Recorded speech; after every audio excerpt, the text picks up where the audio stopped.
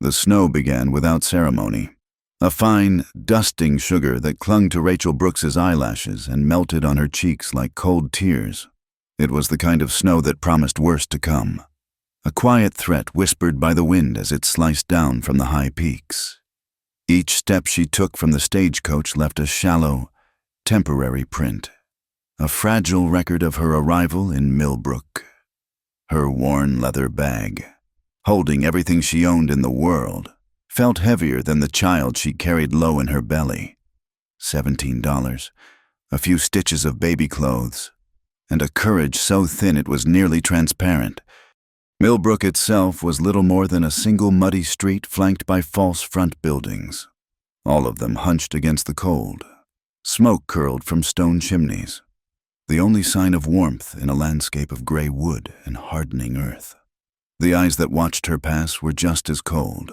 Quick glances from behind window panes or from the brims of low-pulled hats.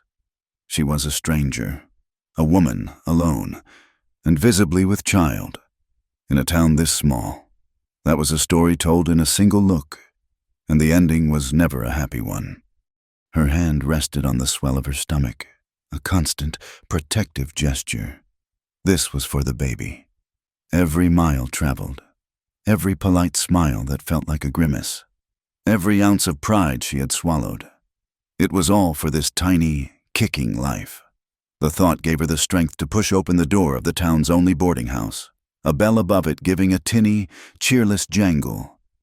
The woman behind the counter was as starched and unbending as the lace collar at her throat. Her name, according to the neatly painted sign, was Mrs. Henderson.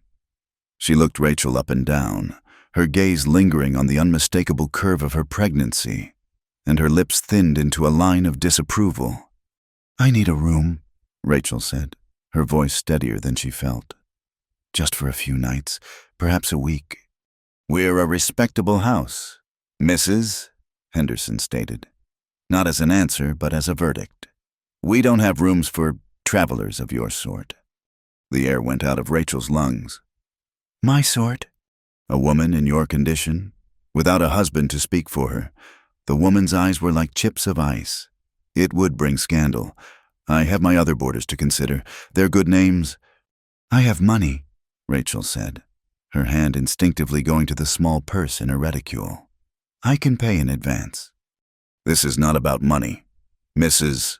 Henderson sniffed, turning to polish an already gleaming countertop. "It is about propriety. There is no room for you here. I suggest you try the livery. Sometimes they let people sleep in the hayloft if the weather turns foul." The dismissal was absolute. The door seemed to push Rachel back out into the street, the cold hitting her with the force of a physical blow. Shame, hot and bitter, rose in her throat.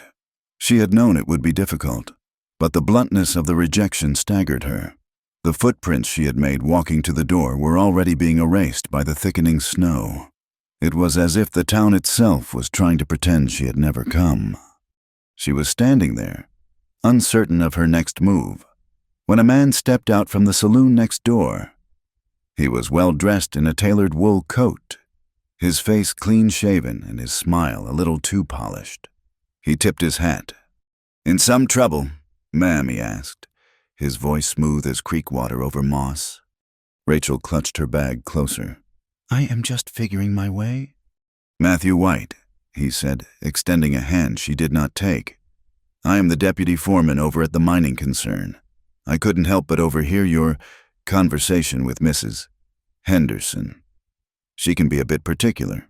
He looked her over again, his gaze less judgmental than Mrs. Henderson's, but somehow more invasive. "A woman in your situation needs a friend, a protector." "I can take care of myself," Rachel said, taking a step back. "Of course you can," he said soothingly. "But this is a hard town, hard weather. I might be able to arrange something for you. A small cabin just out of town, some provisions. I have a position for a housekeeper. The work is not strenuous." His eyes slid down her body, and the meaning behind his offer was as clear as it was ugly. He was not offering a job. He was offering a transaction. Her body for a roof over her head. Panic clawed at her. He was cornering her, using her desperation as a weapon. The whole street felt like a trap. She needed an escape, an excuse, a shield. The words tumbled out of her mouth before she could stop them. A desperate, foolish lie. "That is very kind of you, Mr. White, but I am not in need of your arrangements. My husband would not approve." White's smile faltered. He straightened up, his eyes narrowing. "Your husband? I don't see a ring on your finger." And Mrs. Henderson seemed to be under a different impression. "He is working," Rachel invented, her heart hammering against her ribs. "He came ahead to secure our homestead. I was delayed. The lie was flimsy, pathetic. She needed to anchor it, to give it a name." Her mind raced, grasping for something, anything. A name she had heard muttered in the stagecoach, a name spoken with a mixture of fear and morbid fascination, a name that was a story in itself. "He is a quiet man. He does not spend much time in town," she added, her voice gaining a false confidence. "His name is Jones, Brian Jones."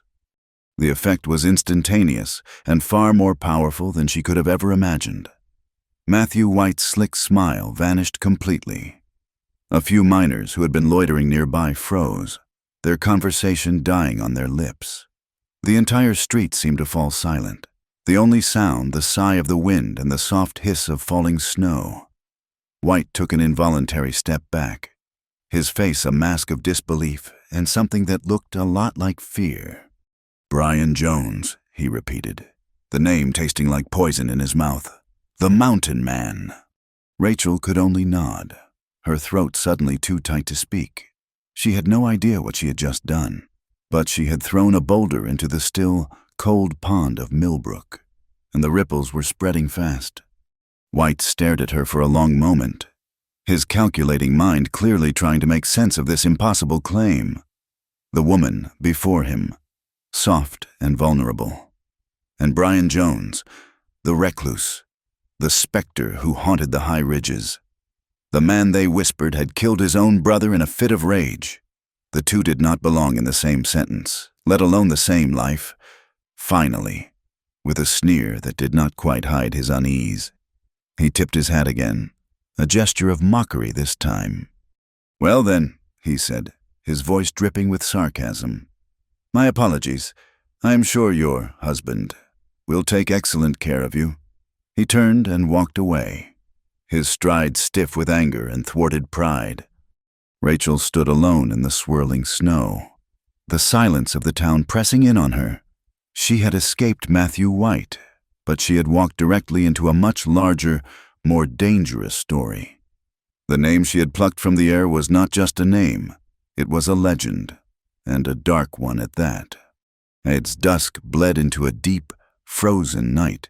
Rachel found herself huddled on the covered porch of the general store. The owner, a kind-eyed man named Mr. Taylor, had given her a cup of hot water and a stale biscuit before closing up, his expression a mixture of pity and apprehension. He had not asked about her husband, and for that she was grateful. Now, she was alone with the cold and the consequences of her lie.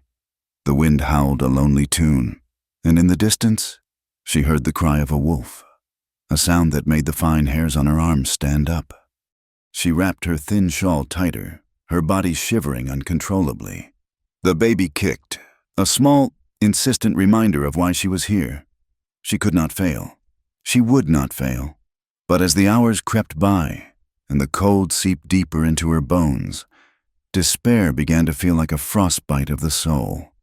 It was then that she saw him, a figure emerging from the darkness at the edge of town, walking with a long, unhurried stride that seemed to consume the ground. He was tall, broader than any man she had ever seen, and draped in what looked like animal skins and rough leather. As he drew closer, stepping into the weak yellow light spilling from the saloon window, she saw a face shadowed by a dark beard, and hands that were large and calloused from hard labor. He stopped a few feet from the porch, his presence so immense it seemed to take all the air from the night. He did not look like a monster. His eyes, when they met hers, were surprisingly calm, the color of a winter sky just before dawn. There was a stillness about him, a quiet gravity that stood in stark contrast to the whispers and legends that surrounded his name. This was Brian Jones. He did not touch her. He did not even step onto the porch. He simply stood in the snow, his gaze taking in her shivering form, the worn bag at her feet, and the protective way she held herself. His voice, when he spoke, was a low rumble, rough from disuse but not unkind. "You need a roof." It was not a question or an offer, but a simple statement of fact. For the second time that day, Rachel was speechless. The whole town feared this man, spoke of him as a killer, a savage. But in his quiet eyes, she saw none of that. She saw a man looking at another human being suffering and stating the obvious solution. It was the most profound kindness she had been shown all day. He led her to a small, sheltered alcove between the general store and the smithy, out of the worst of the wind. He built a tiny, efficient fire from kindling he carried in a pouch, its warmth a blessing against her frozen skin. It was there, in the flickering firelight, that Rachel told him everything. The words poured out of her. The truth this time, about her journey, about Mrs. Henderson, about Matthew White's vile proposition, and finally, about the lies she had told using his name. He listened without interruption, his gaze steady on the flames. When she finished, a heavy silence fell between them, broken only by the crackle of the fire. "The law in this territory is a tangled thing," he said at last, his voice thoughtful. "A woman alone with a child on the way. They can declare you unfit, a pauper. They can take the baby, give it to a family with a name and a roof." The fear that had been her constant companion tightened its grip. "That is what I am afraid of." "White will not let this go," Brian continued, his logic as sharp and clear as the cold air. "He feels cheated. He will use the law to punish you for it." Rachel looked at this large, quiet man, this outcast the world had condemned, and a desperate, wild idea took root. He was a pariah. So was she. Perhaps two wrongs, in this case, could make a right. "Marry me," she said, the words barely a whisper. He looked up from the fire, his calm eyes finally showing a flicker of surprise. "I do not mean for real," she rushed to explain, a hot blush rising on her cheeks despite the cold. "I mean a marriage of convenience, a legal arrangement. The circuit preacher is due in Millbrook next week, a signature in his book, a few words. That is all it takes in the territory. It would give me your name. It would give the baby a father. It would give us protection from men like White, from laws that would tear us apart. It would give us a roof." She looked at him, her heart in her eyes, pleading with him to understand. "It is for the child, so the child can be safe, so they can have a chance." Brian was silent for a long time, his gaze lost in the dance of the flames. Rachel held her breath, certain he would refuse, that he would laugh at the audacity of her request. He was a man who had chosen solitude, who had turned his back on the world that had judged him. Why would he tether himself to her, to a stranger and her child? When he finally spoke, his voice was softer than she had yet heard it. "The child," he said, more to himself than to her, "needs us." He stood up, towering over her, and extended a large, calloused hand, not to touch her, but as an invitation. "My cabin is a 3-hour walk. The path is steep." Relief, dizzying and overwhelming, washed over Rachel. She placed her hand in his. His grip was firm, surprisingly gentle. As he pulled her to her feet, she felt for the first time in a very long time that she was not entirely alone. They walked out of the sleeping town, leaving the judgmental eyes and closed doors behind them. Their footprints fell side by side in the fresh snow, two sets of tracks moving as one, away from the flimsy shelter of civilization and up toward the vast, dangerous, and unknown wilderness of the mountain. The journey was just beginning. and the path ahead was as fragile and uncertain as the thin layer of snow covering the hard, frozen ground. The 3-hour climb was a silent conversation between their bodies. Brian walked ahead, his broad back a shield against the wind, his pace measured and mindful of the woman following him. He never offered a hand on the steep inclines. Yet he always seemed to find the flattest, most secure stones for her to step on. He would pause, ostensibly to check the direction of the wind or read a track in the snow, but always in a place where Rachel could catch her breath without the indignity of having to ask. She learned to read his quiet language of consideration, a cleared branch, a moment of stillness, a path chosen along the sheltered side of a ridge. Each was a sentence of care. The air grew thinner, cleaner, smelling of pine and cold stone. The oppressive, watchful feeling of Millbrook fell away below them, replaced by a vast and humbling wilderness. Here, a person was judged not by their past or their marital status, but by their ability to endure. Rachel pressed a hand to her lower back, the ache a dull and constant companion, and drew in a deep, cleansing breath. For the first time in months, she felt a flicker of something that was not fear. The cabin appeared suddenly, nestled in a stand of old-growth pine like it had grown there. It was larger than she had expected, built of massive, interlocking logs, the gaps chinked with moss that was now frozen solid. A plume of wood smoke, pale against the gray sky, rose from a fieldstone chimney. It was a place of substance, of permanence. It was a fortress against the world. Inside, the warmth was a living thing. A great stone hearth dominated one wall, a bed of coals glowing redly within it. The single room was spacious and meticulously ordered. Furs were piled neatly on a raised sleeping platform. A sturdy table and 2 chairs sat near the fire, and along the far wall was something that made Rachel stop in her tracks, a bookshelf. It was not a large shelf, just a few planks of smooth, planed wood. But its contents were a profound shock. There were well-thumbed copies of Thoreau and Emerson, their covers softened with use, a Bible, its leather binding cracked and its pages tissue-thin from countless turnings, lay next to them, and tucked at the very end was a thin, practical-looking volume with the words "A Plain Guide to Physic and the Healing Arts" stamped on its spine. This was not the library of a savage.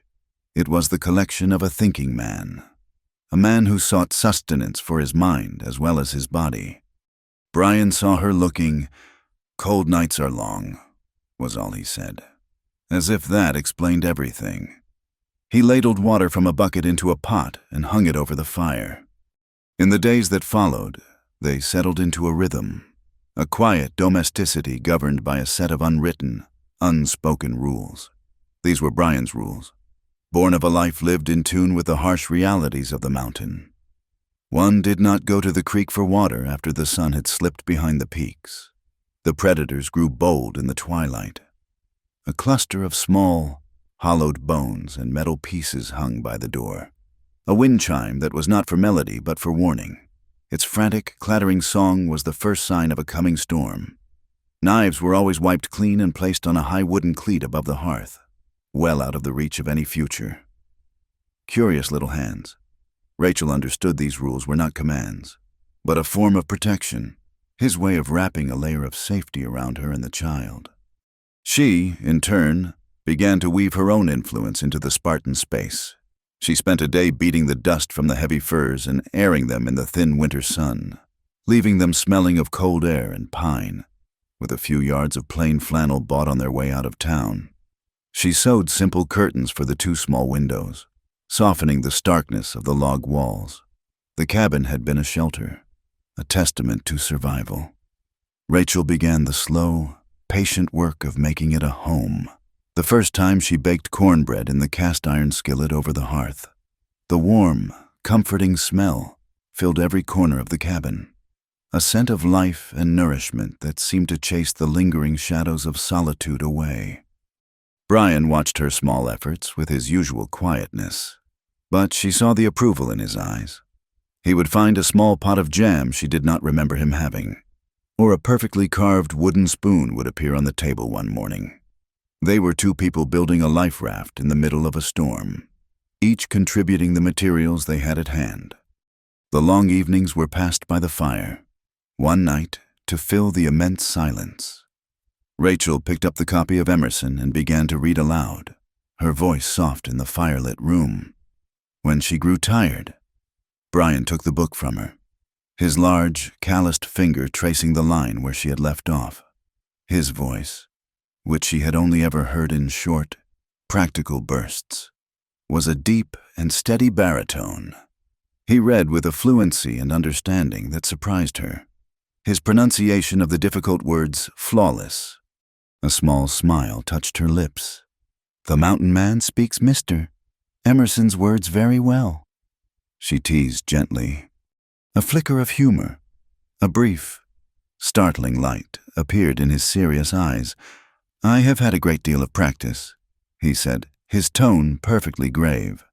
"The Bears are very particular about proper enunciation."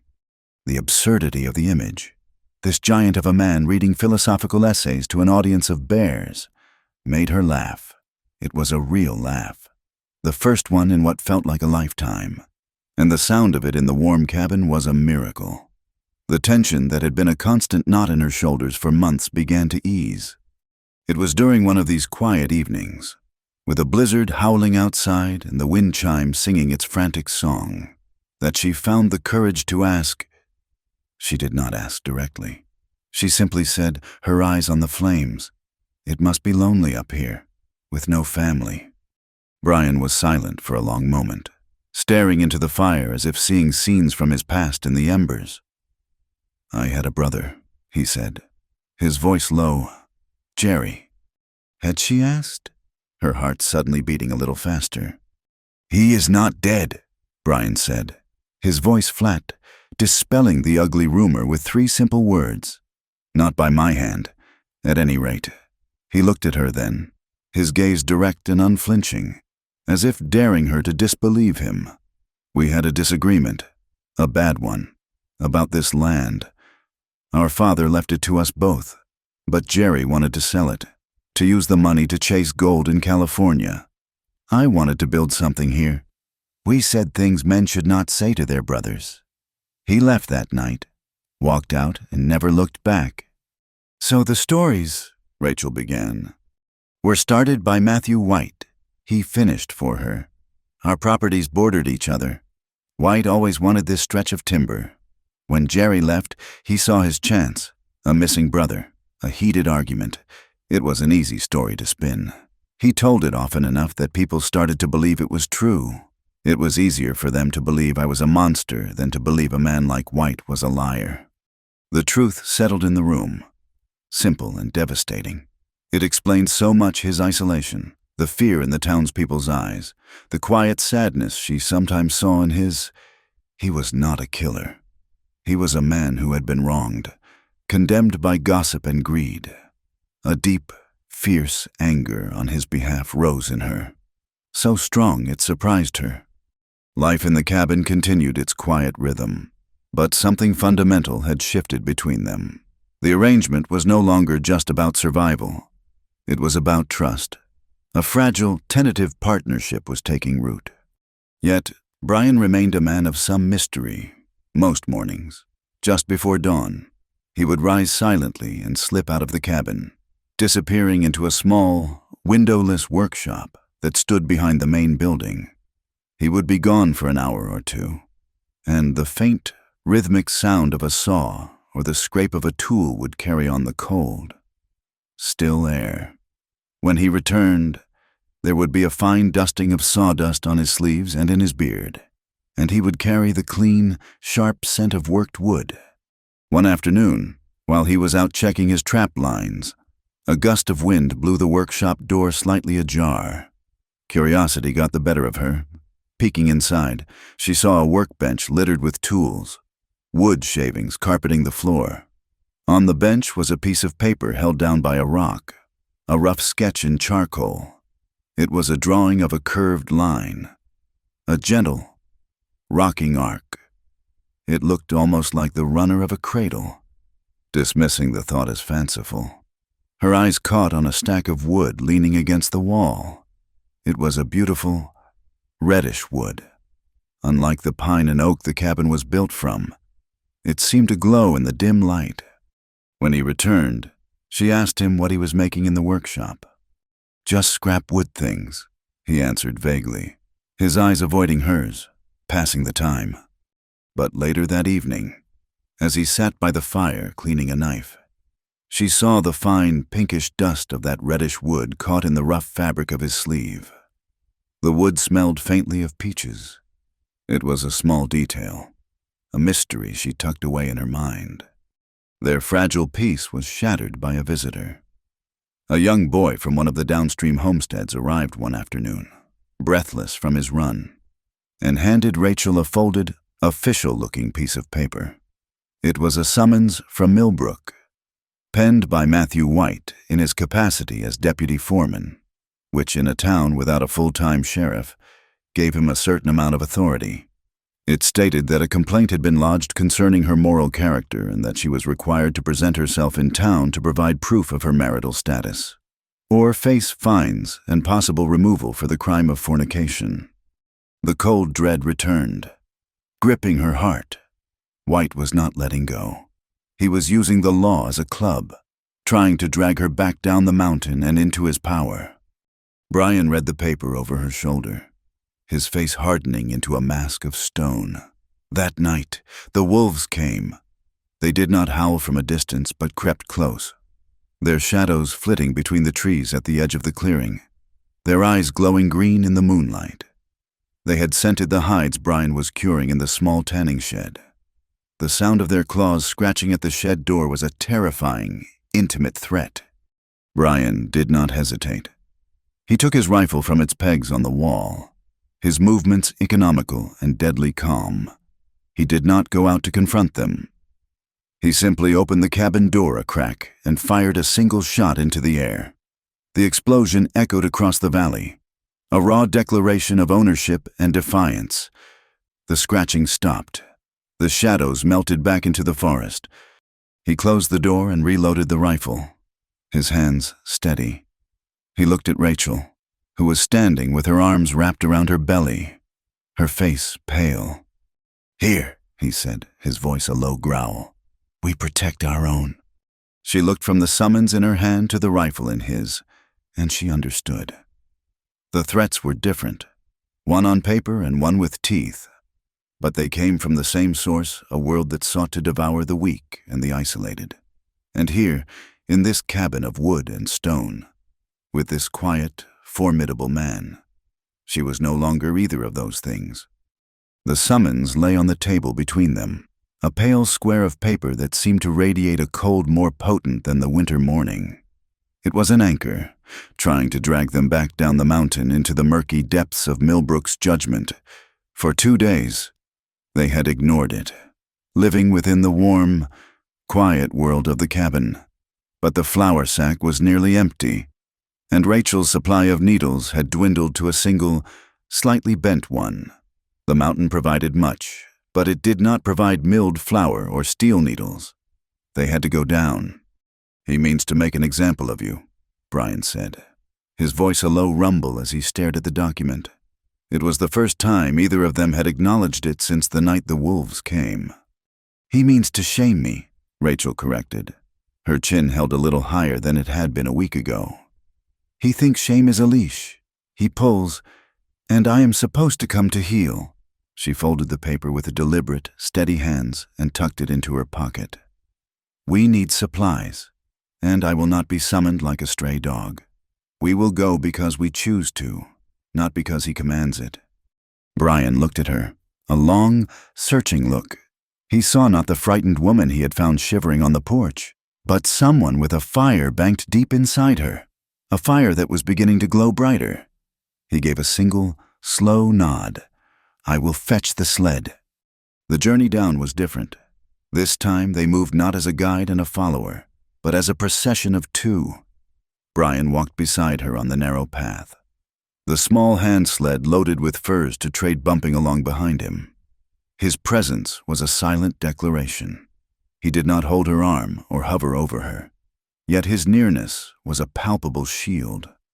The cold wind seemed to part around his broad shoulders, leaving her in a pocket of relative calm. As Millbrook's Main Street came into view, Rachel felt the old, familiar knot of anxiety tighten in her stomach.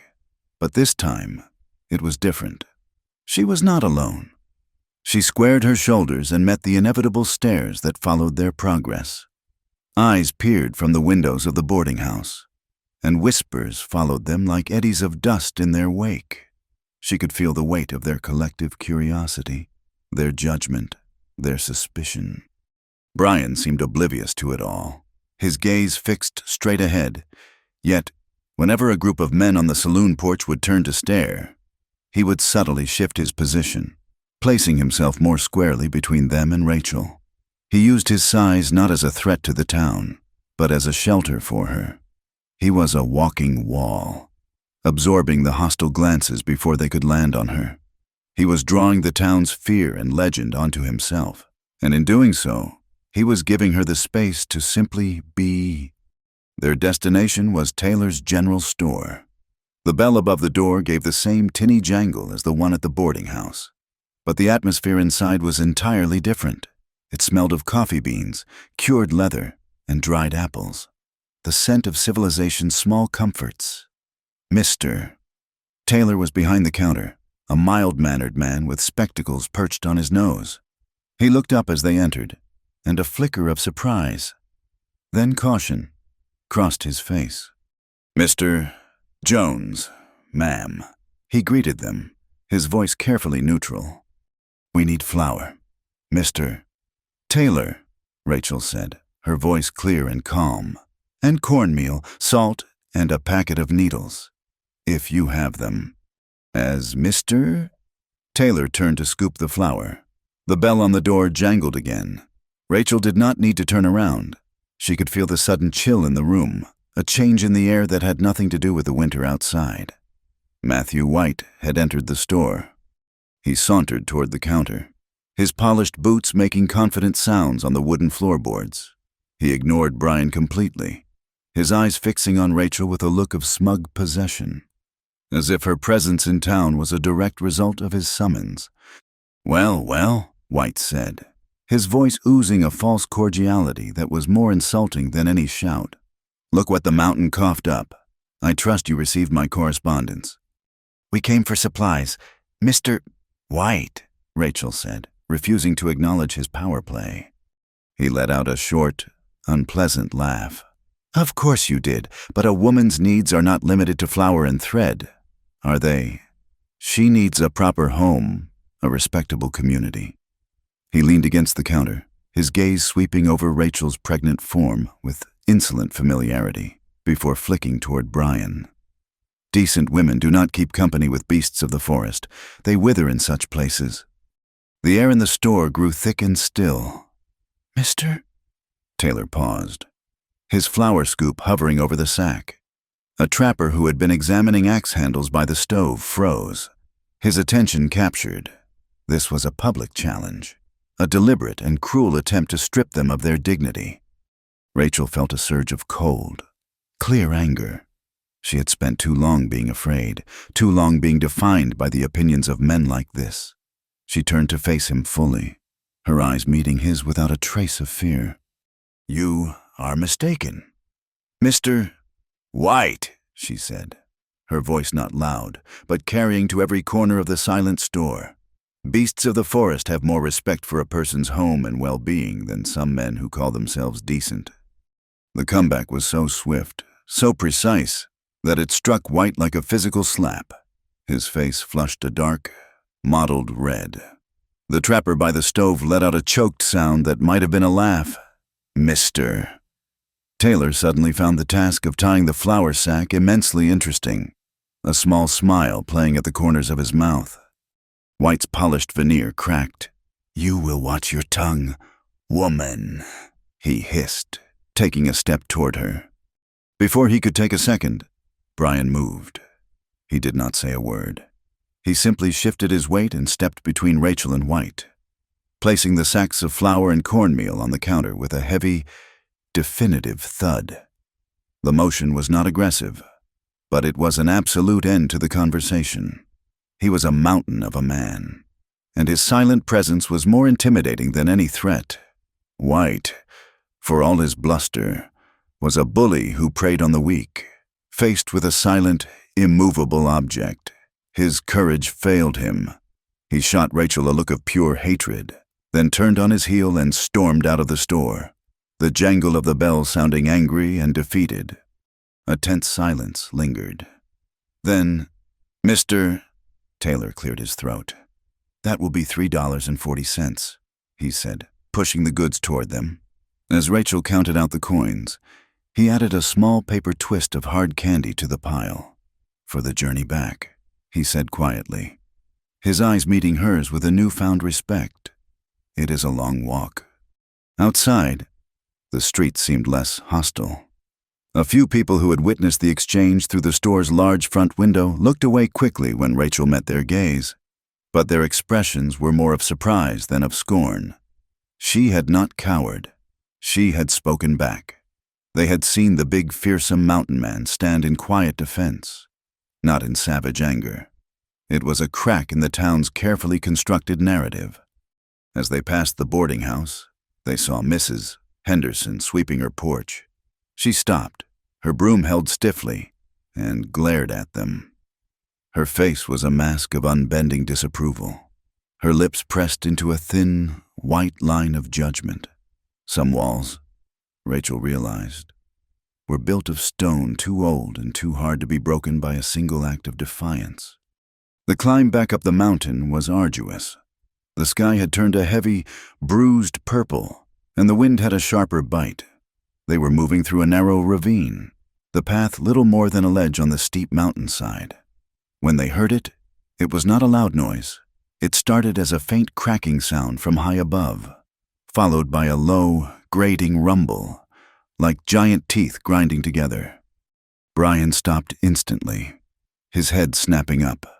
His eyes, trained to read the mountain's every mood, widened with alarm. Against the rock he yelled, his voice sharp with an urgency she had never heard before. He did not wait for her to obey. He grabbed her and shoved her hard against the sheer rock face of the ravine wall, covering her body with his own just as the world dissolved into a chaotic roar. A cascade of loose rock, frozen earth, and snow poured down from the ridge above. It was not a massive avalanche, but a localized, violent shedding of the mountain's skin.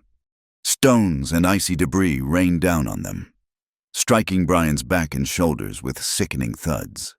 He grunted with the force of the impacts but did not move, his arms locked around her, his body a solid, living shield. Rachel squeezed her eyes shut, her face pressed into the rough wool of his coat, her heart hammering against her ribs. It was over in seconds, the roar fading to a trickle of sliding pebbles and then a ringing silence. Dust and snow settled around them. Brian slowly, carefully, pushed himself away from her, his breath coming in ragged gasps. "Are you hurt?" he asked, his hands running over her shoulders and arms, his eyes wild with concern. "No," she whispered, her voice trembling. "I am fine. You—" "It is nothing," he said, dismissing the long, bleeding scrape along his cheek and the way he favored his left shoulder. He looked at the path ahead, now buried under a fresh pile of rubble. And then back at her, his priority absolute. "We will rest here a moment." Later that night, back in the impossible safety of the cabin, the warmth of the fire felt like a benediction. The events of the day, the confrontation in the store, the terror on the mountain, played over and over in Rachel's mind. They were bound together now, not by a hasty agreement, but by shared battle and shared survival. Sleep would not come. The baby was restless, turning and kicking inside her. She rose from her furs and went to the water bucket, the floorboards cold beneath her bare feet. As she drank, she noticed a thin line of yellow light shining from beneath the workshop door. He was not sleeping either. Drawn by an impulse she did not understand, she crept to the door and peered through the same small crack as before. Brian was there, his back to her, hunched over his workbench in the quiet glow of a single lantern. He was holding a piece of that beautiful, reddish wood, a long, curved plank. In his other hand, he held a chisel, its edge razor-sharp. He was not hacking at the wood, or forcing it into shape. He was working with an intense, gentle focus, his large hands guiding the tool with a surgeon's precision. He was carving something into the surface, a delicate, swirling pattern. She could not see what the pattern was, and she still could not be certain what he was building. But as she watched his patient, creative labor, a deep and profound certainty settled in her soul. She looked down and placed a hand on the taut curve of her own belly, where a new life was being so carefully and wonderfully made. She knew, with an instinct that went deeper than logic, that the work of his hands and the work of her body were for the same purpose. They were both, in their own silent ways, building a home for the child to come. The storm did not arrive with a roar, but with a sigh. The wind, which had been a blade the day before, softened into a whisper, and the sky, once a hard, clear blue, dissolved into a uniform, edgeless gray. Then the snow began to fall. It was not the fine undusting snow of Rachel's arrival, but thick, wet flakes, heavy as damp wool, that clung to every surface and muffled the world in a profound silence. The clattering song of the wind chime by the door ceased, its bones and metal pieces coated in a thick layer of white. The world outside the cabin simply disappeared. For 3 days, they were suspended in a white, soundless void. The cabin became their entire universe, an arc of warmth and light adrift in a frozen sea. The rhythm of their life slowed to the pace of the falling snow. Time was measured not by the sun, which they could not see, but by the feeding of the fire, the simmering of a pot of stew, the slow rise and fall of their own breathing in the quiet. The summons from Millbrook, tucked away in Rachel's pocket, felt like a dispatch from another life, a world away. During the long hours of daylight that were no brighter than a deep twilight, Brian retreated to his workshop.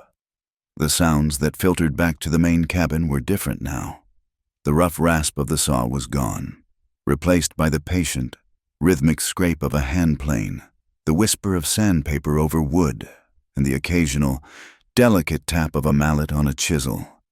Rachel would sit by the fire, her mending in her lap, and listen. The sounds were a language she was beginning to understand.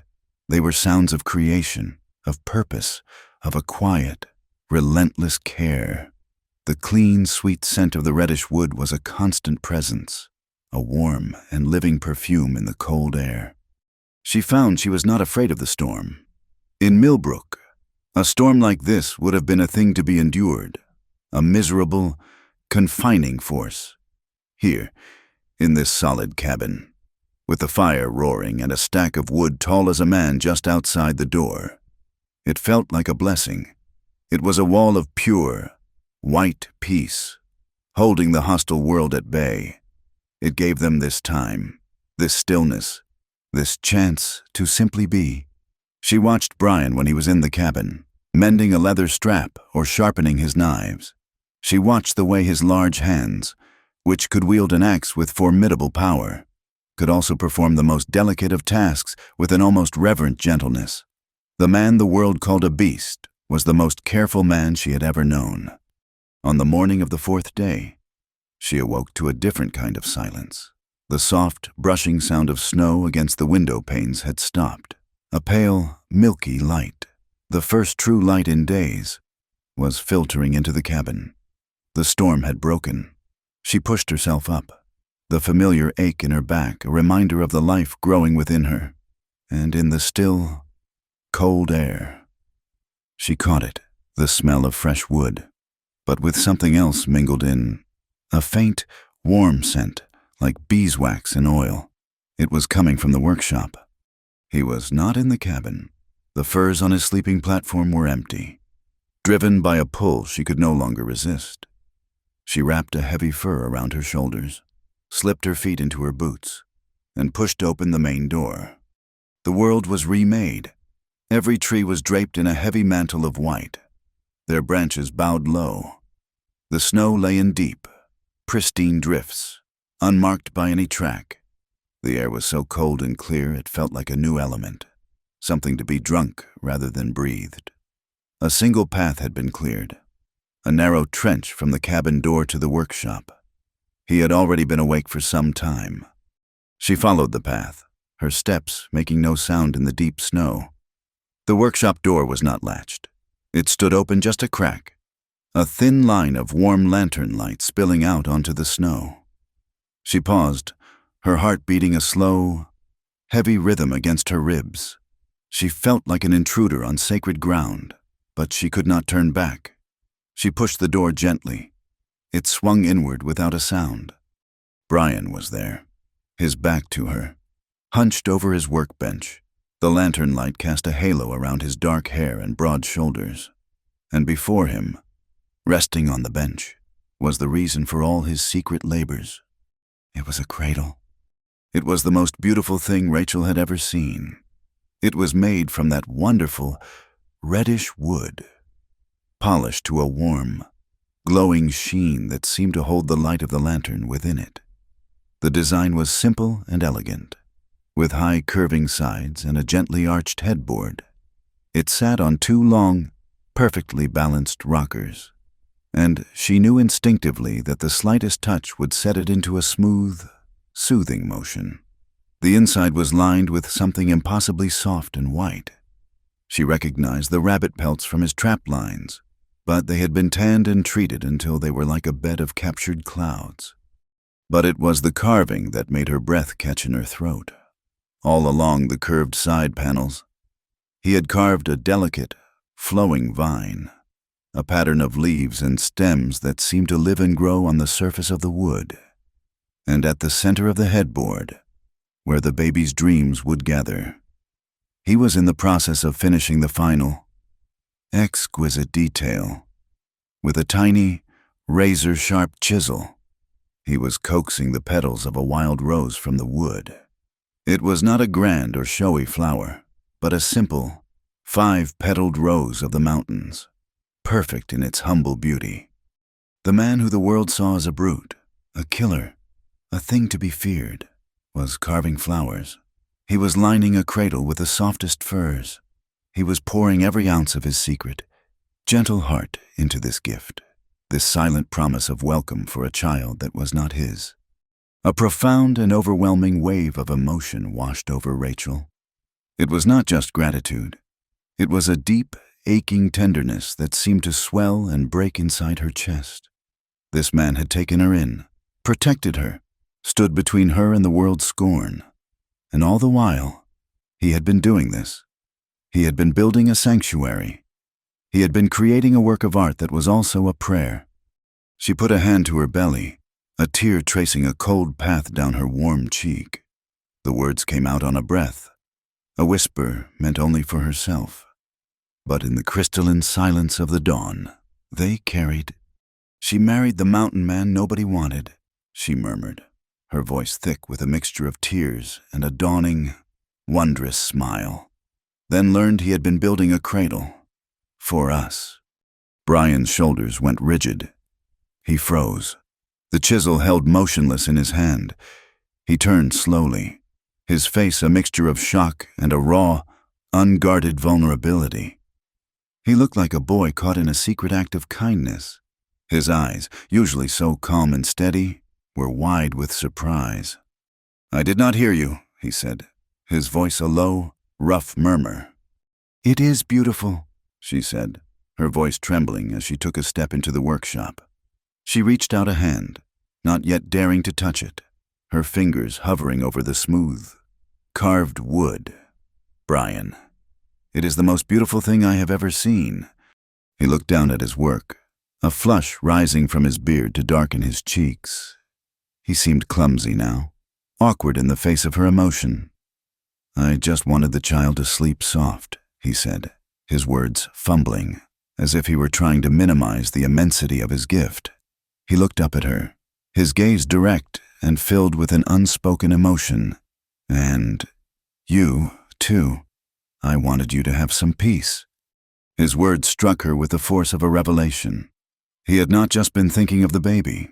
He had been thinking of her worry, her exhaustion, her sleepless nights. The cradle was for the child, but the peace it promised was for her. It was his way of caring for her, of trying to soothe the deep, unspoken fears of her heart. The space between them was no longer filled with the quiet, careful distance of strangers. It was charged with a new and powerful current. All the rules, all the arrangements of convenience, fell away, meaningless in the face of this beautiful, handcrafted truth. He took a half-step toward her, his big hands looking lost and uncertain at his sides. "Rachel," he began, then stopped, as if the words he wanted were in a language he had not yet learned. He looked down at her hand, which was still resting on her belly. Then, with a hesitation that was more eloquent than any speech, he asked, his voice barely audible, "May I?" It was not a demand. It was a question, a plea for permission.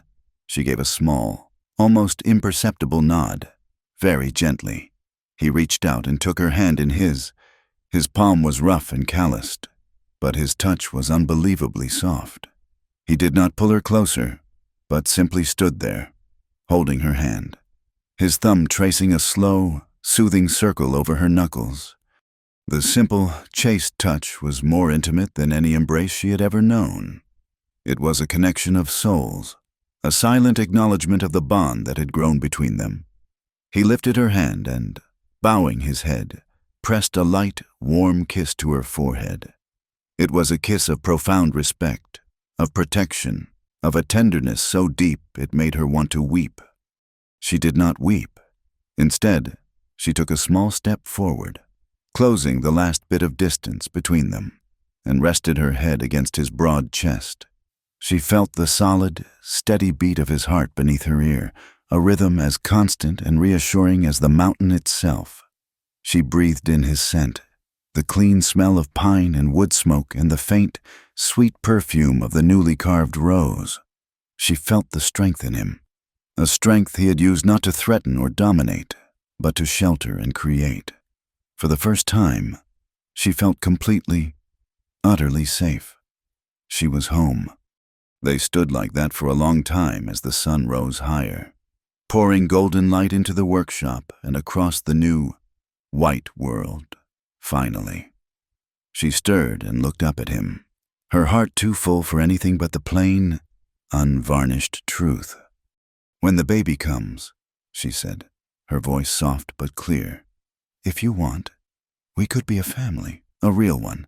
She left the choice entirely in his hands, a gift of freedom to match the gift he had given her. Brian did not answer with words. He looked down at her, his eyes searching hers for a long moment. Then, he gently released her hand, turned back to the workbench, and picked up his chisel, with the same intense, gentle focus as before. He leaned over the cradle's headboard, beside the perfect, solitary wild rose. He began to carve again. 2 more roses, smaller than the first, their stems twining with the original, one for a father, one for a mother. Together, they made a family. The peace that followed the storm was a fragile, beautiful thing, like a skim of ice on a still pond. The cradle sat in the warmest corner of the cabin, a constant, glowing presence. It was more than a piece of furniture. It was a testament, the physical shape of the unspoken promise that had passed between them in the workshop. The arrangement of convenience had been consumed and reforged into a partnership of the heart. Rachel found herself humming as she worked, a thing she had not done in years. Brian's silence was no longer a mystery to be solved, but a comfortable quiet to be shared. The fear that had lived in her bones for so long had finally, blessedly, begun to thaw. But the mountain was not an island.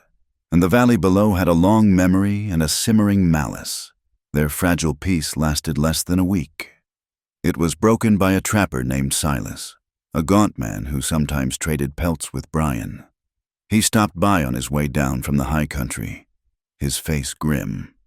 "You ought to know Jones," he said, not looking at Rachel but speaking for her benefit. "The talk in town has taken a bad turn. White's been oiling his tongue." Brian stood by the hearth, his face impassive.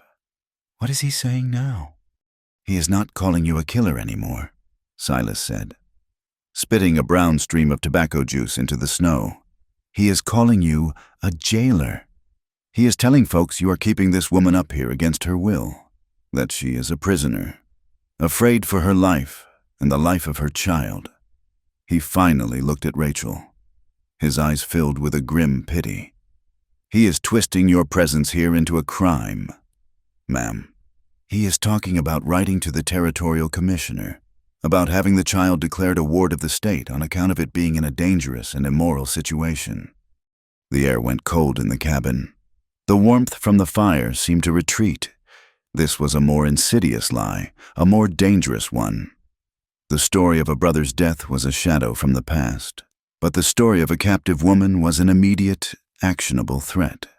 It was a story designed to give men like White the legal power to intervene, to climb the mountain and tear their world apart. The shame Rachel had worked so hard to overcome tried to reassert its grip, whispering that she was a burden, a source of danger to the one person who had shown her kindness. She looked at the cradle, at the 3 roses carved into the headboard. She had not come this far to be broken by lies. The woman who had arrived in Millbrook with nothing but $17 and a worn-out bag would have hidden. She would have despaired, but she was not that woman anymore. "He thinks I am weak," Rachel said, her voice a low, steady flame. "He thinks he can use the law to frighten me. But the law can be a shield as well as a sword, if you know how to hold it." She looked at Brian, her decision already made. "I am going down to Millbrook, alone." Brian's head snapped toward her, his expression a rare and potent mixture of shock and protest. "No, it is too dangerous. I will not allow it." "It is not a matter of allowing," she said, her tone gentle but unyielding. "It is what must be done. If you go with me, it will only feed his story that you never let me out of your sight. I have to do this myself. I have to face them on my own 2 feet. It is the only way to prove I am not a prisoner." She saw the struggle in his eyes, the fierce, protective instinct warring with the logic of her words. He was a man accustomed to solving problems with his own strength, with the swing of an axe or the solid wall of his own body. This was a different kind of fight, one that had to be fought with words and courage, and it terrified him to send her into it alone. "What will you do?" he asked, his voice rough with anxiety. "I will not answer his summons," she said, her plan forming with a crystalline clarity. "I will go to Mrs. Gable, the midwife. I will ask her to examine me and to write a note confirming that I am in good health and being well cared for. Her word carries weight with the women in this town. Then I will go to the Justice of the Peace and file a formal statement. I will declare that I am here by my own choice, that I am to be married to you by the circuit preacher next week, and that I consider Matthew White's unsolicited interest in my welfare to be a form of harassment. I will use his own law against him." It was a bold, intelligent plan. It was the action of a free woman, not a victim. Brian looked at her, at the quiet strength in her eyes and the determined set of her jaw, and he saw the woman she had become. The deepest act of trust he could offer her now was to let her go. He gave a single, pained nod. "Be careful," was all he could manage to say. The next morning, she walked down the mountain alone. She knew Brian was watching from the tree line, a silent, anxious guardian, but on the path, it was just her. The walk felt different this time. She was not fleeing or seeking refuge. She was marching to a battle of her own choosing. When she entered Millbrook, the stares and whispers followed her as before, but she met them with her head held high. Her solitary presence was a statement in itself. Her first stop was a small, neat house with a shingle that read Martha Gable, midwife, Mrs. Gable was a sturdy woman with hands that were as gnarled as oak roots but surprisingly gentle. She listened to Rachel's story without interruption, her shrewd eyes missing nothing. "I have heard the talk," she said when Rachel was finished, "and I pay it no mind. Talk is cheap. Matthew White is a man who likes the sound of his own importance." She gestured to a small cot. "Let me have a look at you." Her examination was thorough and professional. Afterward, she took a piece of paper and a pen and wrote in a clear, decisive hand. She wrote that Rachel Brooks was in excellent health for a woman in her final weeks of pregnancy, that the child was strong, and that there were no signs of neglect or distress. She signed it with a flourish. "There," she said, handing the paper to Rachel. "If anyone questions a mother's well-being, they can question me." Armed with this testimony, Rachel walked to the office of the Justice of the Peace, a small, dusty room that smelled of old paper and stale tobacco. He was a harried man with ink stains on his fingers, but he listened patiently. He read Mrs. Gable's note, his eyebrows rising slightly. He took down Rachel's statement, writing it all out in longhand.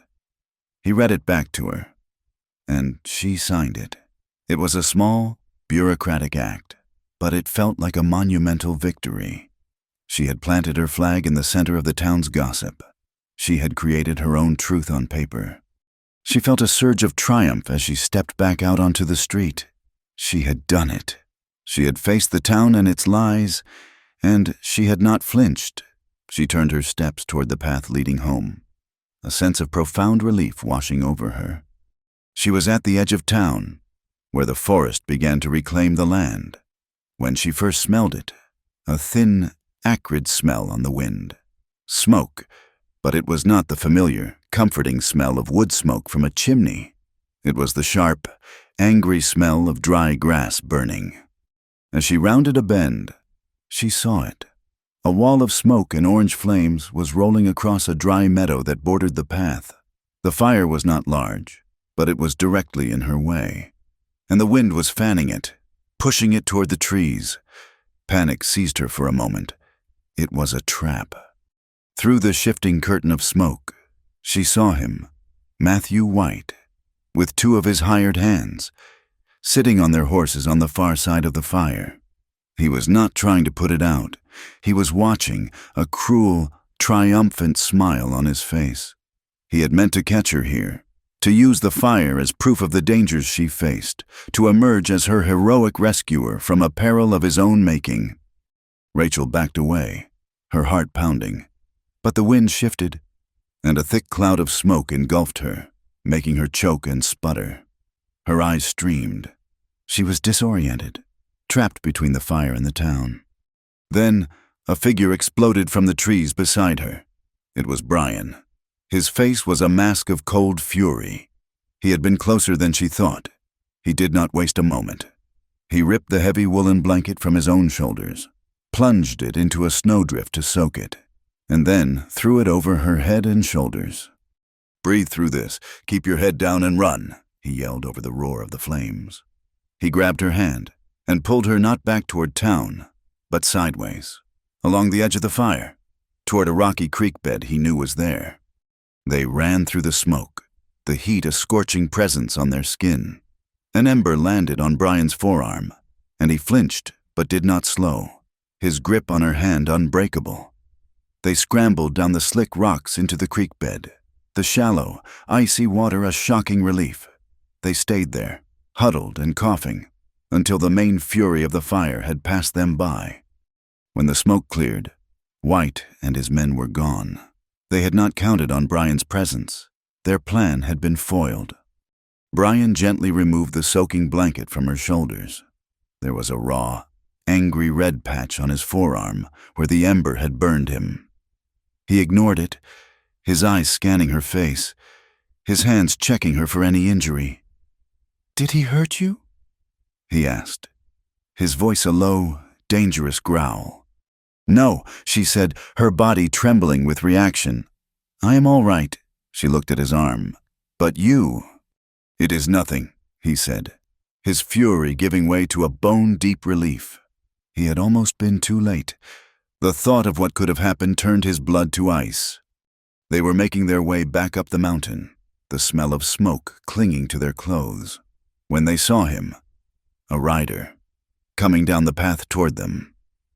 He was not from Millbrook. He was a stranger, sitting tall on a fine-looking chestnut horse, his clothes dusty from a long journey but of a better cut than was common in the territory. As he drew closer, Brian stopped dead in his tracks. A look of stunned disbelief crossed his face. The rider pulled his horse to a halt, a slow, familiar smile spreading across his face. He looked almost exactly like Brian, but leaner, his face clean-shaven, his eyes filled with a restless energy instead of a quiet calm. "Brother," the rider said, his voice laced with a wry amusement, "you are a hard man to find. I heard you were dead." Brian could only stare. "Jerry," he finally managed to say, the name a rusty sound in his throat. Jerry Jones swung down from his horse. "The one and only," he said, clapping a hand on Brian's shoulder. "I heard some stories down in Denver, crazy stories, about you killing me over a piece of land. I figured I had better come see my own ghost." He looked from his brother's stunned face to Rachel, his eyes taking in her pregnant form and the soot on her clothes. His smile faded. "Looks like I got here just in time. The stories did not mention you had taken on a wife, or that people were trying to set her on fire." He looked back at Brian, his expression serious now. "We had our fight. You and I, we said what we said. But no man is going to burn my brother's family. Not while I'm still breathing." He pulled a heavy bag from his saddle and dropped it on the ground with a solid, metallic thud. "I found my color in California. Enough to buy the old Henderson ranch and stock it twice over. I came back to make things right. Looks like my first job is to go down to that town and tell them they have been listening to the wrong story for far too long." The arrival of Jerry Jones in Millbrook was not a quiet affair. He rode down the mountain the day after his return and went straight to the saloon, which served as the town's unofficial meeting hall. There, in a voice that carried to every corner of the room, he declared that his brother, Brian, was not a killer, and that he himself was very much alive. He told the story of their argument, of his own stubborn pride, and of his journey to the goldfields of California. He bought a round of drinks for the entire room, a gesture of goodwill that spoke louder than any argument. Then he went to the office of the Justice of the Peace and filed a formal complaint against Matthew White for slander. The story spread through the small town like a wildfire in a dry season, burning away the old, rotten legend and leaving the truth exposed in its wake. People who had once crossed the street to avoid Brian now mumbled greetings. The fear in their eyes was replaced by a grudging respect, and then a dawning shame for their own long-held prejudice. The foundation of White's power, built on a scaffold of lies, had crumbled overnight. Up in the cabin, the change was palpable. The oppressive weight of the town's judgment had lifted. For the first time, Rachel felt she could breathe freely. The three of them, Rachel, Brian, and Jerry, settled into a strange and wonderful new version of family. Jerry's easy laughter and quick wit filled the quiet spaces that had long been occupied by Brian's silence. He teased his older brother mercilessly, and Brian, to Rachel's astonishment, would respond with a rare, quiet smile and a dry remark of his own. The two brothers, separated for years by anger and distance, began the slow, careful work of rebuilding their bond. The circuit preacher, Reverend Miller, arrived a week later, just as promised. He was a thin, wiry man with a face weathered by wind and a constant, anxious eye on the sky. He had a schedule to keep and a healthy respect for the mountain's unpredictable temper. The wedding ceremony was held in the main room of the cabin, with the warm, glowing hearth as their altar and the cradle as their most important witness. Reverend Miller cleared his throat. His prayer book held in chapped, red hands. "The good Lord knows we are gathered here in his sight," he began, his voice raspy. "And he also knows that Sky is looking to turn meaner than a stepped-on rattlesnake. So we will be brief." He looked at Brian. "Do you?" Brian Jones, take this woman, Rachel Brooks, to be your lawfully wedded wife. Do you promise to shelter her, to respect her, and to work alongside her to build a home for the child to come?" Brian's voice, when he spoke, was a low, steady rumble that seemed to vibrate in the very logs of the cabin. He did not look at the preacher. He looked only at Rachel, his gaze a vow in itself. "I do." The preacher turned to Rachel, his eyes softening for a moment. "And do you, Rachel Brooks, take this man, Brian Jones, to be your lawfully wedded husband? Do you promise to stand by him, to respect him, and to work alongside him to build a home for the child to come?" Rachel's heart was so full she could barely speak. She thought of the man who had found her cold and alone, who had shielded her from scorn, who had carved roses into a cradle for her child. "I do," she whispered, her voice thick with emotion. "Then, by the authority vested in me by God and the territory of Colorado," the preacher declared, snapping his book shut with a decisive thud, "I pronounce you man and wife." He coughed, a dry, impatient sound. "The good book calls for a kiss. I call for you to be quick about it. That wind is picking up." Brian turned to her, a small, shy smile touching his lips. He gently cupped her face in his large, warm hands and leaned down. The kiss was not one of passion, but of profound tenderness and quiet certainty. It tasted of wood smoke and pine and the promise of a shared life. It was a seal on everything they had become. As if on cue, the wind howled outside, and the first flakes of a new snow began to whip against the window panes. The storm had arrived. That night, the world beyond the cabin walls ceased to exist. The wind shrieked like a hungry animal, and the snow fell in a blinding, suffocating curtain. Inside, the fire roared, a defiant bastion of life and warmth against the frozen fury of the mountain.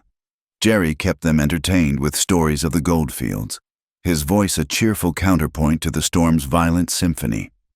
It was just after midnight when the first pain seized Rachel. It was a deep, powerful clenching that stole her breath and made her grip the edge of the table. She had known it was coming soon, but the suddenness of it, in the midst of this raging blizzard, sent a spike of fear through her. Brian was at her side in an instant, his face etched with concern. Jerry's cheerful storytelling died on his lips. The mood in the cabin shifted from cozy sanctuary to a tense and watchful waiting room. Another contraction came, stronger this time, and Rachel could not suppress a low groan. "It is time," she gasped, her knuckles white where she clutched Brian's arm. Panic, cold and sharp, flickered in Brian's eyes for a moment, and then it was gone, replaced by a focused calm that was awesome to behold. He had spent his life reading the signs of the mountain, of the weather, of the animals. Now, he turned that same intense, observational power to her.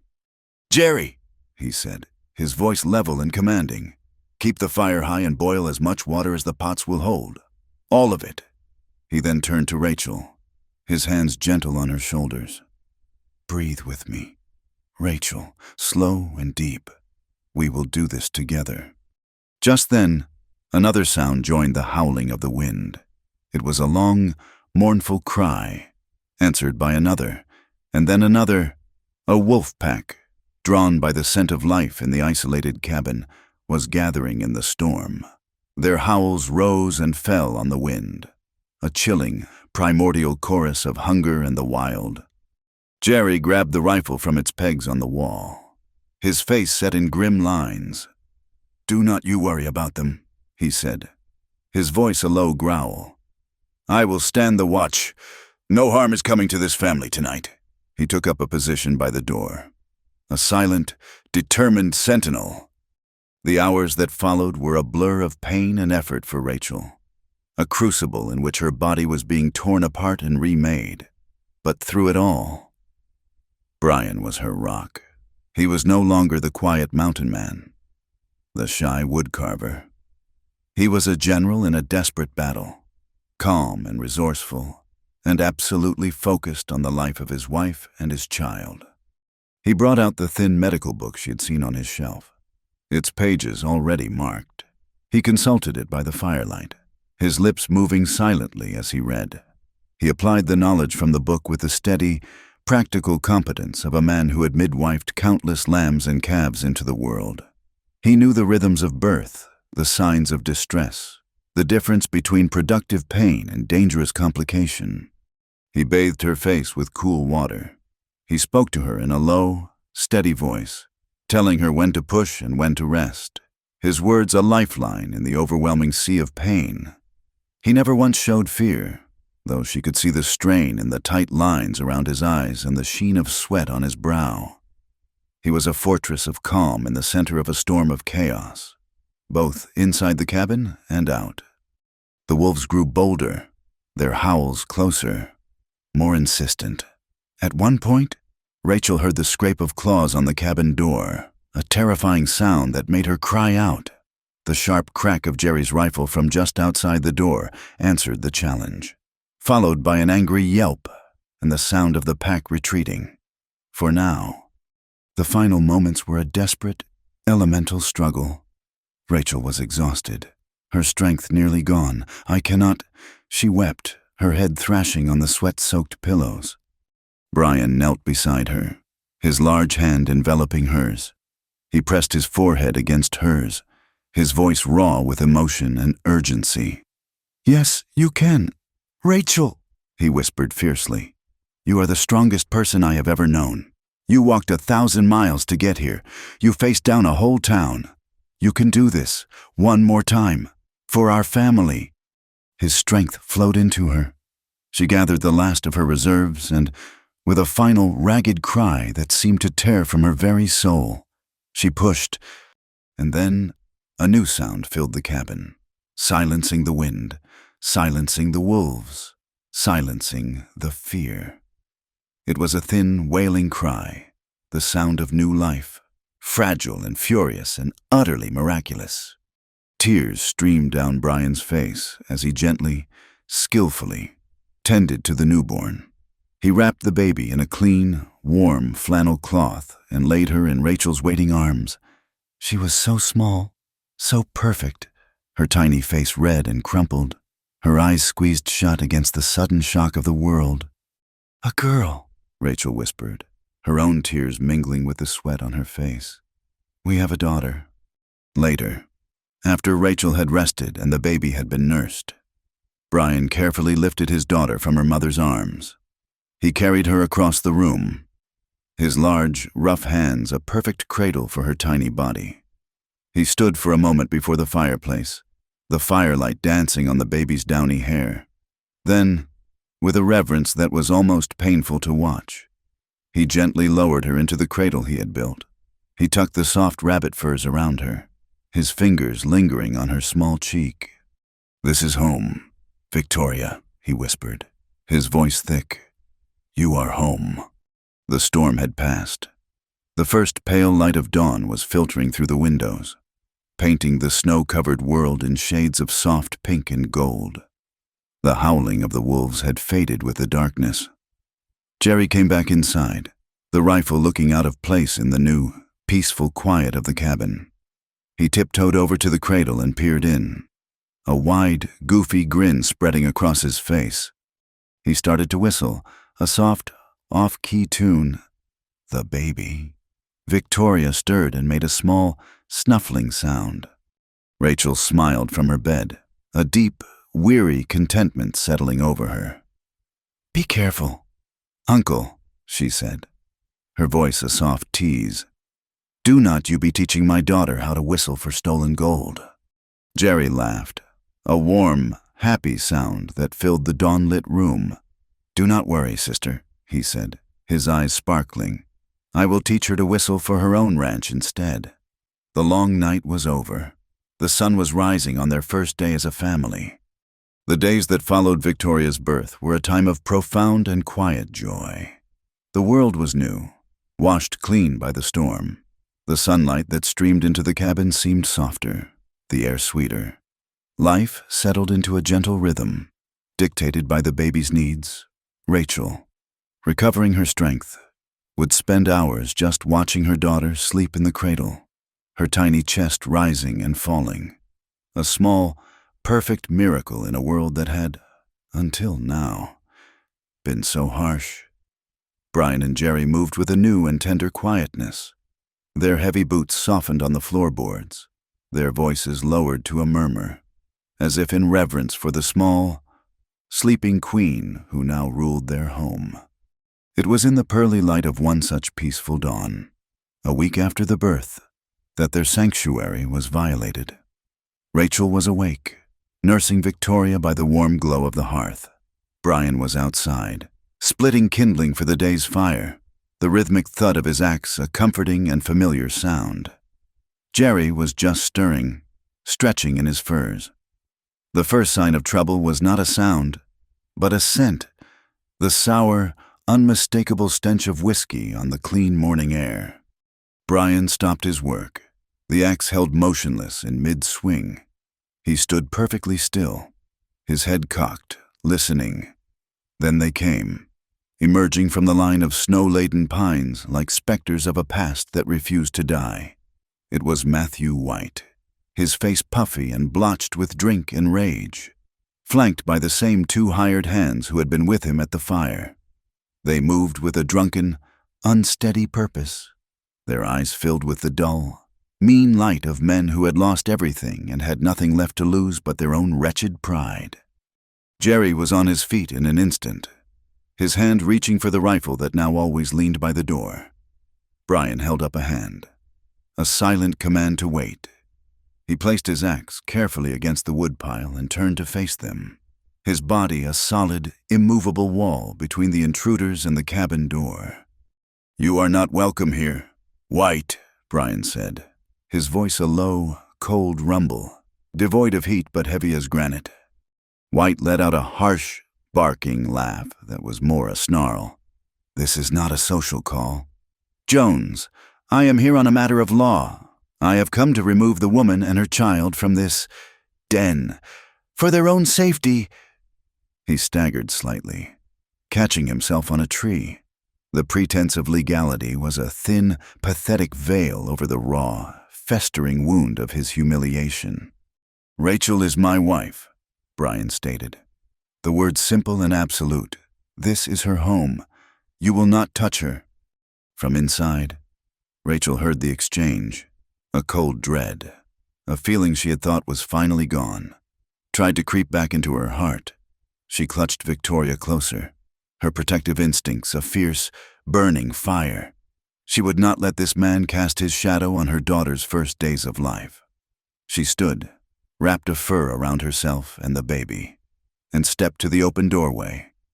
Jerry stood just inside, a silent, deadly shadow at her back. "I am in no danger here. Mr. White," she said, her voice clear and carrying in the still air. "Except from you. You have no authority here. You have no right. Go home and sleep off your liquor." Seeing her, alive and defiant, seemed to shatter the last of White's control, his face contorted in a mask of pure, unreasoning fury. He had lost. He had been exposed as a liar and a fraud, his power in the town broken, his name a subject of ridicule. All he had left was the brute force of a cornered animal.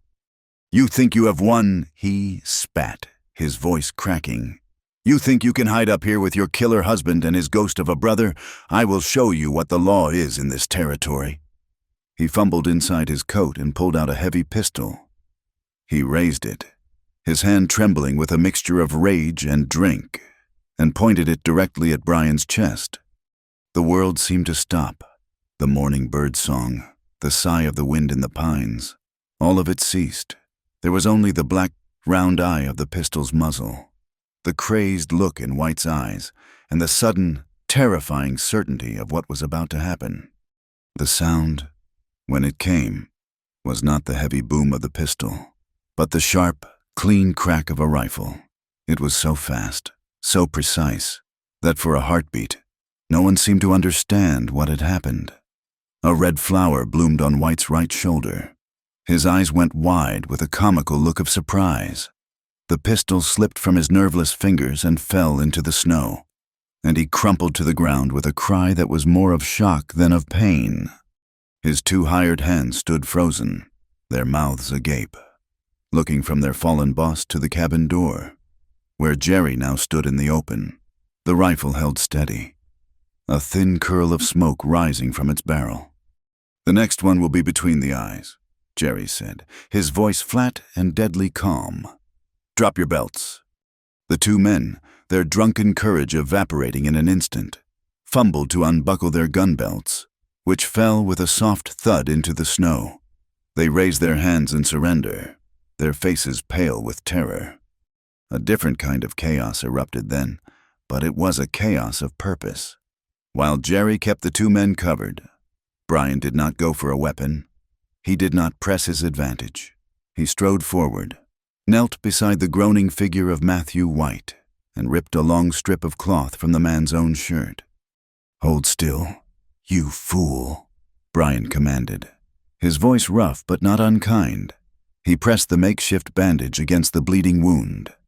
His hands, which had so recently carved flowers, now working with a grim, practical efficiency to save the life of the man who had just tried to take his.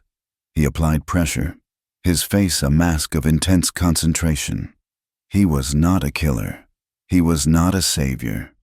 He was simply a man who believed that a human life, even a wretched one, was a thing to be preserved. He looked up at his brother. It went clean through, no bone, but he is losing blood. We have to get him down to town. He and Jerry worked quickly, fashioning a crude travois from two long poles and a thick blanket. They loaded the now semi-conscious White onto it, and, with Brian taking the front and Jerry the back, they began the long, arduous journey down the mountain, leaving Rachel and Victoria under the watchful, if terrified, guard of the two disarmed hired hands. Their arrival in Millbrook was a spectacle that would be talked about for generations. The sight of the notorious mountain man and his supposedly dead brother carrying their wounded arch-enemy into the center of town brought every man, woman, and child out of their homes and businesses. A crowd gathered, their faces a mixture of awe, confusion, and dawning comprehension. Sheriff Nelson, a barrel-chested man whose authority was usually more theoretical than practical, pushed his way through the crowd. "In God's name, what happened here?" he demanded. "He came to my home, drunk and armed," Brian said, his voice clear and steady, carrying over the murmurs of the crowd. "He threatened my wife and my newborn daughter. He drew on me. My brother shot him to prevent a murder." The two hired hands, brought down the mountain by a now recovered Rachel an hour later, confirmed the story, their voices trembling as they recounted White's drunken rage and his clear intent to kill. Their fear of White was now completely overshadowed by their fear of the gallows. The sheriff, faced with a situation far outside the realm of stray cattle or saloon brawls, made a wise decision. He declared that this was a matter for the entire community. He convened an impromptu court, not in the dusty justice's office, but in the open air of the churchyard, under the cold, clear eye of the winter sun. It was a trial the likes of which Millbrook had never seen. There was no jury box, no judge's bench. The jury was the entire town, their faces a gallery of shifting emotions as they listened to the testimony. The henchmen, prodded by the sheriff, confessed everything. They told of how White had paid them to spread the lies about Jerry's death. They told of the deliberate, malicious plan to set the fire at the edge of town, to trap Rachel and paint Brian as a villain. Every lie, every cruel manipulation, was laid bare for the community to see. The people of Millbrook listened, and they understood. They saw Brian Jones, standing not as a defendant, but as a witness, his hands stained with the blood of the man he had saved. They saw his quiet dignity, his unwavering calm. They saw the man who had endured their scorn and fear for years without retaliation. They saw Jerry Jones, alive and well, a testament to the lie they had all so eagerly believed. And they saw Matthew White, pale and weak on a cot, his wound cleanly dressed, his life preserved by the very man he had tried to destroy. The legend of the killer of the mountain died that day, in the churchyard, and the truth of a good and decent man was born in its place. Sheriff Nelson, a man who understood that the law on the frontier was whatever the community would uphold, delivered the verdict. Matthew White, he declared, his voice ringing with an authority he had never before possessed. You are found guilty by the testimony of your own men and the witness of this entire town. You are guilty of slander, of arson, of making threats against a family, and of attempted murder. He decreed that White's ranch and all his holdings would be seized by the territory, to be sold to pay his debts and a substantial fine. As soon as he was fit to travel, he would be escorted to Denver to face a federal judge. The trial was over. The conflict that had held the town in its grip for years was finally resolved. But the true verdict was delivered not by the sheriff, but by the people themselves. As the crowd dispersed, a woman Rachel recognized from the general store shyly approached her and pressed a warm, cloth-wrapped bundle into her hands. It was a loaf of freshly baked bread. Mr. Taylor, the store owner, came forward and told Brian that his family's credit was good for whatever they needed, for as long as they needed it. The most surprising moment came as they were preparing to leave. Mrs. Henderson, the rigid, unbending owner of the boarding house, walked up to Rachel. She did not meet her eyes. She stared at a button on Rachel's coat, a faint, mortified flush on her cheeks. I was wrong," she stammered, the words seeming to cause her physical pain. "I misjudged. I am sorry." It was a small, clumsy apology, but it was a monumental concession from a woman whose entire life was built on the certainty of her own judgments. Rachel simply nodded, accepting the peace offering for what it was. The victory was not in White's downfall, or even in Mrs. Henderson's apology. The victory was in the quiet, undeniable truth that had finally been allowed to see the light of day. It was in the fact that justice on the frontier sometimes was not about who was the fastest with a gun, but about who was the most steadfast with their decency. It was a lesson Millbrook would not soon forget. The snows of that long, hard winter eventually receded, melting first in the sunny meadows of the valley and then slowly, reluctantly, retreating up the slopes of the mountain. The retreat was not a surrender, but a transformation. As the white blanket pulled back, it revealed a world of impossible green. The creeks, swollen with meltwater, roared with a joyful, exuberant sound. Patches of Indian paintbrush and bluebells appeared on the hillsides, their bright, defiant colors a testament to the life that had been waiting, patient and resilient, beneath the ice. The town of Millbrook seemed to undergo a similar thaw. The harsh, judgmental winter of its spirit had been broken by the open-air trial in the churchyard. The story of the Jones brothers, of Rachel's courage and Matthew White's treachery, had become a new kind of legend, one that was told not in fearful whispers, but with a grudging, communal respect. The incident had held up a mirror to the town, and many did not like the reflection of their own easy prejudice. A quiet, unstated resolution seemed to pass through the community to be better, to look deeper, to judge a person by the substance of their character rather than the shadow of their reputation. That spring, the Jones family came down from the mountain. They did not abandon the cabin, which held the sacred memories of their beginning, but it was no longer a fortress for survival. It became a summer retreat, a place to remember and to breathe the high, clean air. Their new life was in the valley. With the money from Jerry's gold and the sale of some of Brian's carefully cured furs, they purchased the sprawling, neglected ranch that had once belonged to Matthew White's estranged uncle. A beautiful piece of land with a clear, running creek and a wide, fertile pasture. The change in Brian was the most remarkable of all. He was still a quiet man, more comfortable with the language of wood and stone than with the chatter of the town. But the haunted, self-imposed isolation was gone, replaced by a deep and settled calm. He and Jerry built a large workshop near their new ranch house, the sound of their saws and hammers a constant, productive music in the valley. The sign they hung over the wide double doors was Simple Jones Brothers, woodwork and cattle. Jerry, with his natural charm and sharp mind for business, managed the cattle operation, quickly turning their small herd into a thriving enterprise. But it was Brian's woodwork that became the talk of the territory. The man who had been feared as a beast was now sought out as a master craftsman. He built tables so solid a man could dance on them, chairs that seemed to cradle the body like a gentle hand, and chests of drawers with joints so perfect they seemed to have grown that way. His work was like the man himself, honest, strong, and built to last a lifetime. People said he built things that were as durable as the mountain he had come from, and they were willing to pay a good price for that kind of permanence. The cradle, the first one, the one with the 3 wild roses, was never for sale. It became the emblem of their family. They built a wide, covered porch on their new house, a porch that faced the afternoon sun, and the cradle was hung there from 2 sturdy leather straps, a gentle, swinging throne for Victoria. It was a constant reminder of their beginning, a symbol of a hope that had been patiently carved out of the heart of a harsh wilderness.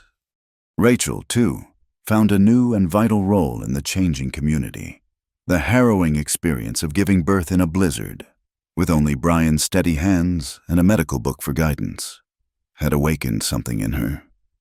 She had felt the terror and the loneliness that so many women on the frontier faced. With the knowledge she had gleaned from Brian's book and the practical wisdom of Mrs. Gable, the midwife, she began to assist at other births in the valley.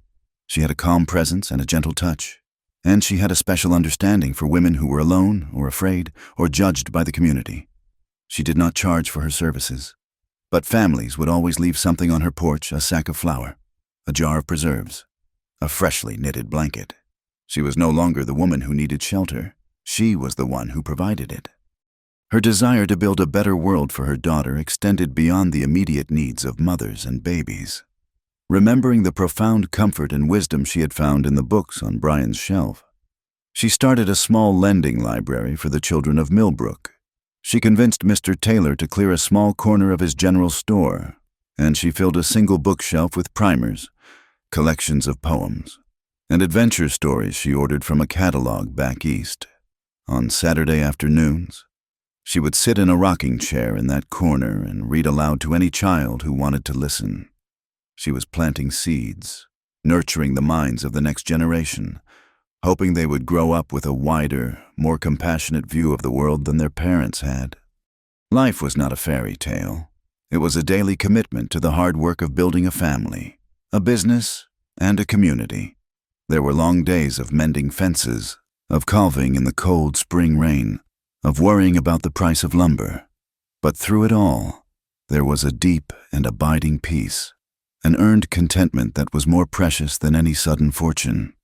One warm evening in the late summer of the following year, Rachel was sitting on the porch swing, watching the last of the sun's golden light spill over the high peaks of the mountains.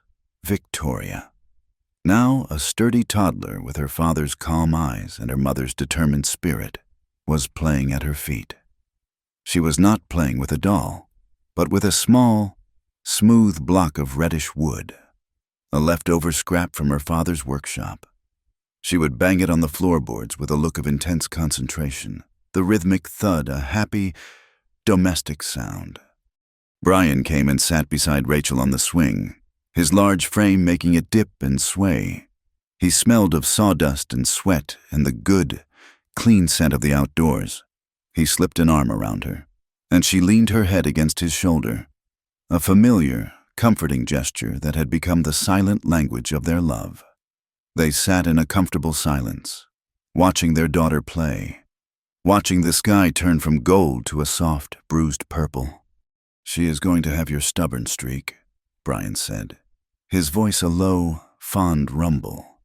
Victoria had just tried, for the 3rd time, to fit the square block into a round knothole in the porch floor. Rachel smiled. "And your patience, I hope—" She shifted slightly, placing his large, calloused hand on her belly, which was just beginning to show the gentle, familiar curve of a new life. because she is going to need it. Being a big sister is hard work. Brian went very still. He looked down at their joined hands, then at Rachel's face, his eyes searching hers in the twilight. A slow, wondrous smile spread across his face. A smile of such pure, unadulterated joy that it made her heart ache. He was quiet for a long moment, simply absorbing the news. Then Rachel, her eyes sparkling with a familiar, gentle tease, broke the silence. "Are you planning on building anything new?" she asked softly. Brian looked from her face to the sleeping form of his daughter, who had finally given up on the knothole and fallen asleep with her cheek pillowed on the wooden block. He then looked back at his wife, his expression one of mock seriousness, though his eyes were filled with a deep and tender light. "Another cradle," he said, his voice a solemn vow, "and a very sturdy rocking chair for you to fall asleep in." He leaned in and kissed her, a long, sweet kiss that tasted of contentment and the promise of the future. The sun finally dipped below the horizon, and the first stars began to appear in the deep velvet of the sky. Victoria, in her sleep, knocked the wooden block off the porch. It fell to the ground with a soft, solid thud, a sound like a single, steady heartbeat. It was the heartbeat of their home. A home built not with magic or by chance, but with respect, with labor, and with a patient, unwavering love. It was a home that now and forever faced the sun. Thank you for listening to our story. Please comment with where you are listening from so we can all connect and share our thoughts. And do not forget to subscribe to my channel Wild West Night, like the video, and support us further by pressing the hype button so this story can be heard by more people.